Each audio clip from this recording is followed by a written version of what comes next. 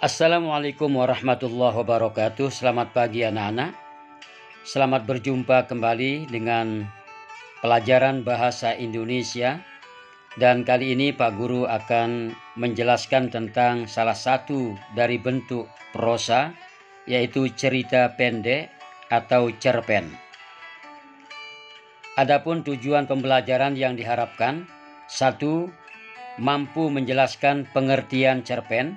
2. Mampu menyebutkan 7 unsur intrinsik cerpen. Kita mulai dengan sebuah pertanyaan, apakah yang dimaksud dengan cerpen? Cerpen adalah cerita naratif atau cerita fiksi kurang dari 10.000 kata yang berpusat pada satu inti cerita dalam satu situasi atau satu konflik. Unsur-unsur cerpen ada 2. 1. Unsur intrinsik. 2. Unsur ekstrinsik. Unsur intrinsik adalah unsur yang berada di dalam karya sastra yang ikut membangun karya sastra secara keseluruhan. Macam-macam unsur intrinsik. 1. Tema. Tema adalah gagasan utama atau inti cerita, seperti cinta, kasih sayang, kedengkian, pengabdian, sosial, persahabatan, istana sentris, dan lain-lain. Contoh, cerpen yang berjudul Pohon Keramat bertema modernisasi. Unsur yang kedua adalah tokoh. Tokoh adalah pemeran dalam cerita. Tokoh ada 4 macam. A. Tokoh protagonis atau tokoh baik. B. Tokoh antagonis atau tokoh jahat. C. Tokoh tritagonis atau tokoh penengah. Dan yang terakhir adalah tokoh figuran atau tokoh pendamping, disebut juga tokoh sampingan. Dalam cerpen Pohon Keramat yang terdapat dalam buku paket halaman 53, terdapat banyak tokoh seperti saya, kakek, pasukan Belanda, warga kampung, penggerak pembangunan, dan Mbah Jaya Sakti. Unsur intrinsik yang ketiga adalah penokohan atau karakterisasi.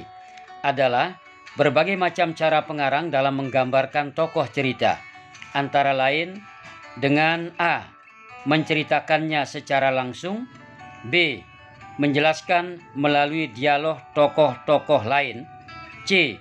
menjelaskan melalui keadaan lingkungan tokoh. D. menjelaskan melalui penampilan tokoh. Yang keempat adalah latar.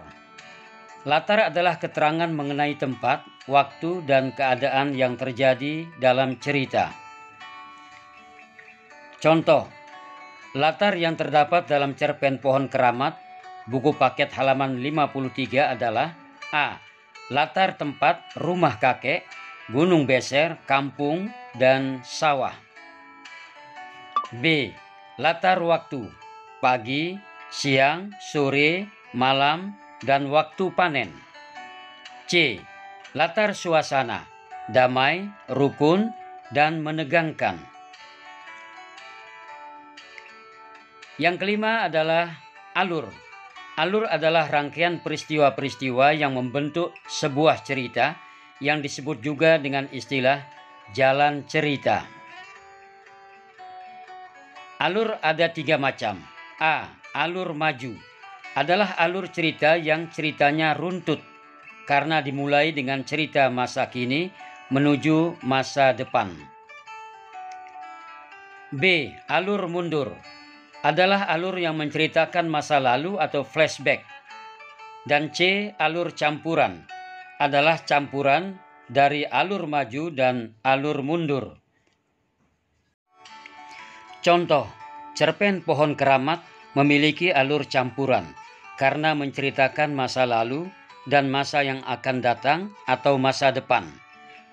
Unsur intrinsik yang keenam adalah sudut pandang atau point of view. Adalah cara pengarang meletakkan posisinya dalam cerita. Disebut juga dengan istilah gaya bercerita. Sudut pandang cerita ada beberapa macam. 1. Sudut pandang orang pertama, pelaku utama, disebut juga sudut pandang akuan. Pelaku utamanya menggunakan tokoh aku atau saya. Cerpen Pohon Keramat menggunakan sudut pandang ini. 2. Sudut pandang orang pertama, pelaku sampingan.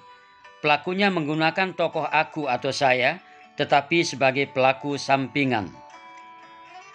3. Sudut pandang orang ketiga, pelaku utama. Tokoh utama cerita menggunakan nama orang atau kata ganti dia, sering disebut dengan sudut pandang diaan. 4. Sudut pandang orang ketiga, pelaku sampingan.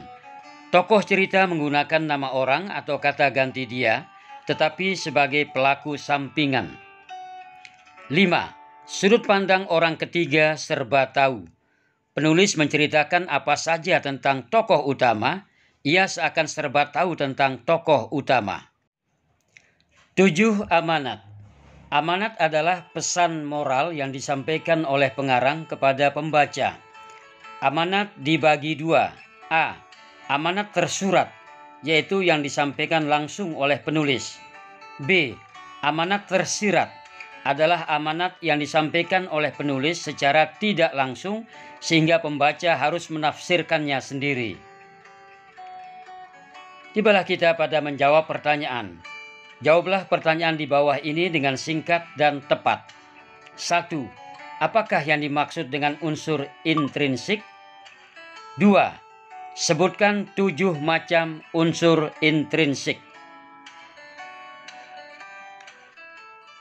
Selamat bekerja dan sampai jumpa pada materi unsur ekstrinsik.